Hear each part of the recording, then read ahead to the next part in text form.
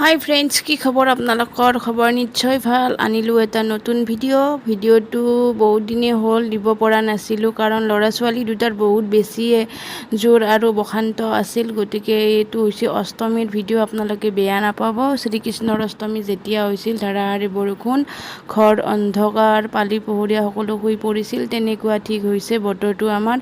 2-3 বজাত ইনাম অন্ধকাৰ হৈছে নহয়, ক'তো কাকো দেখা নাপায়। আৰু এয়া আমাৰ ওচৰত মন্দিৰ হয়। মন্দিৰটোত আমি গধূলি আহিলোঁ। গধূলি আহি ইয়াতে আয়তীবিলাকে নাম ধৰাইছে আৰু আমি ইয়াতে খাবলৈ দিছে।